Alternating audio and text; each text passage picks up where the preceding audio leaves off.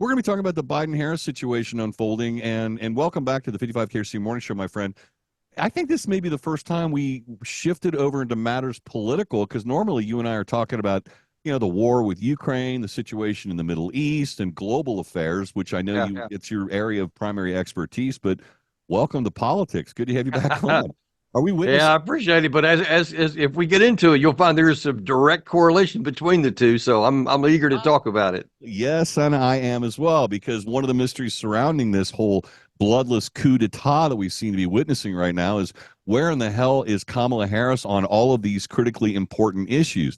Now, we have her record as a senator, rated the most liberal senator of all of them, with Bernie Sanders behind her, at least in terms of the most liberal senator. I couldn't believe that the rankings from GovTrack from 2019 scorecard reflected that. All you need to do is look at her record, whether when she was in California or as her term as senator. Very left-leaning record, although not a whole lot of flesh on the bones of where she is from a foreign policy standpoint.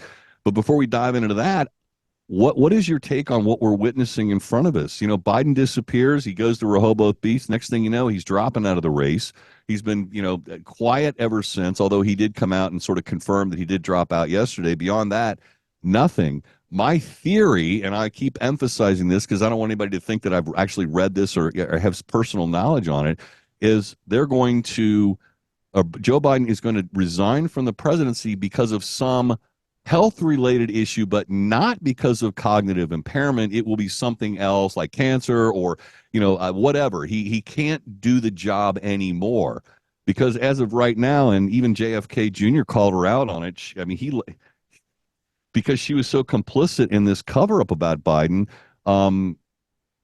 She's been on record of constantly telling everybody in America and the world that Biden's as sharp as a tack. Obviously, that is not the case, as we have all found out. Yeah, and we certainly we've known that for quite a long period of time. It's just that only now is the Democratic Party have they chosen to acknowledge what they have known more than we did behind the scenes for many, many, many months. And you know what? I just got to tell you, I mean, we can talk about whatever policy issues you want to, but one of the things that just kind of strikes me as a bit odd, okay, many things, but one of the things right now is that while Joe Biden is at least according to reports recovering from COVID in his home, and and he's obviously got to be just it was a traumatic event emotionally for him to give up the reins, etc. You have Kamala Harris running around like she's on a victory party and dancing with all this stuff and just cackling and laughing about things and just relishing in the spotlight. And it just makes me think, man, where's the loyalty to her former boss that she's not even being a little bit of deference to him for the moment? It's just immediately leaping into her. And, and I think that ultimately that's maybe more important than it may appear because it just shows that she seems to be, this is just my personal opinion, kind of out for herself. Oh, without question. I think her history in politics illustrates that and demonstrates that if you go back and look at it. But what of Kamala Harris as this anointed person Biden obviously started the ball rolling on this, and I'm sure that point was coordinated as well, Daniel. So once he says that, then a lot of the Democrats come out of the woodwork and say, yes, we're all behind Kamala Harris. We're all behind Kamala Harris. And even Nancy Pelosi yesterday. Silence from Obama so far, but we figure that shoe's going to drop soon enough. This leaves the constituents completely out of the equation. They wanted nothing to do with her. Listen, I'm not a registered Democrat. I didn't vote in the primaries. She didn't even make it to the primaries. She had to drop out because she couldn't get a single digit in polling among a field of like 17 or 18 candidates. Right. Yeah. And when you look back to that, and I went and looked at this again yesterday just to kind of refresh my memory. When you had Tulsi Gabbard just eviscerate her when she had to go toe to toe with somebody tough. Even Biden was kind of hands off on her during the campaign of the 2020 season. And Tulsi was just a normal politician going after her record, to your point. And she had no answer for it. You see, she wilted on stage.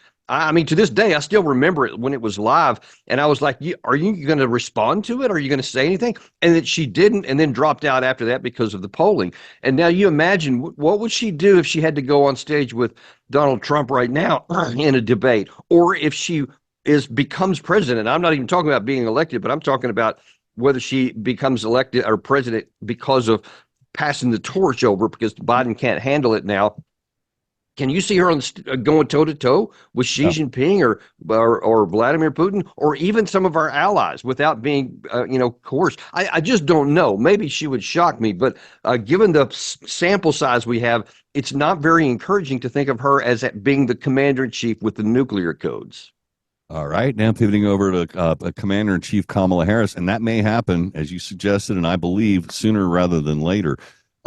Let's pivot over to Ukraine. I haven't heard her be an outspoken critic of the current administration's policy of continuing to nonstop fund the Ukrainians in spite of the spiraling out of control problems they're facing there, defending themselves from the Russians. But are we on the same path under President Kamala Harris as we currently are under President Biden, or are we just dealing with guesswork here, Daniel? Yeah, no, I think so. And now you can make the argument that all these speeches she made, like earlier this year when she was in Kiev and she was a virtual mouthpiece for Joe Biden, saying the exact same things he did about, we'll stay with you as long as it takes. You're going to win the war, all this kind of stuff. It's unclear whether that's just because what she was told to do as the vice president. That's what you're supposed to do. You're supposed to support the president, or was it her own view? But my personal expectation is that she's just going to kind of let things just go on autopilot. She's probably going to hire a lot of the same people.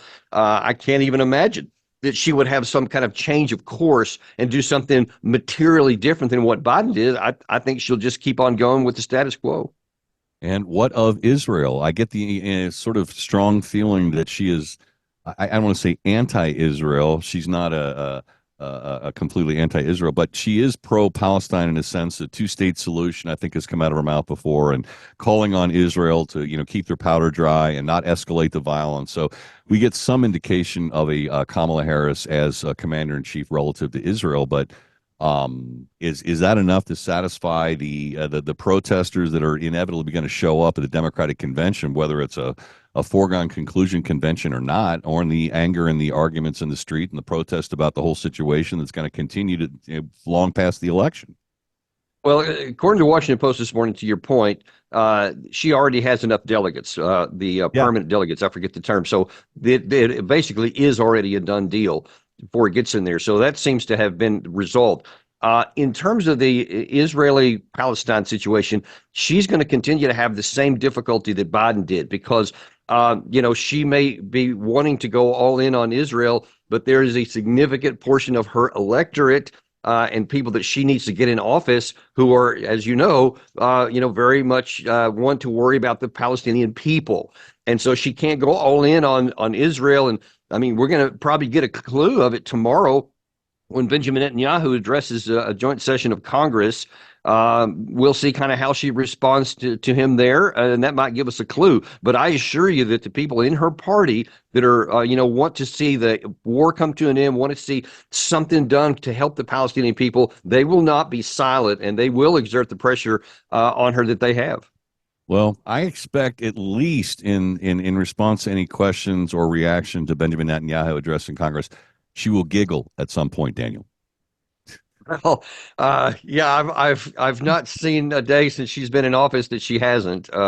Nearly. It's kind of a hallmark that I don't think the Democratic Party really wants. It's playing well right now. I saw a clip of a video yesterday where she came out with the knives against Trump, and there was like literally a standing ovation. The people were cheering wildly because they love it when she goes after him. But that's not going to play well when you're trying to get people in the middle who just want a good president.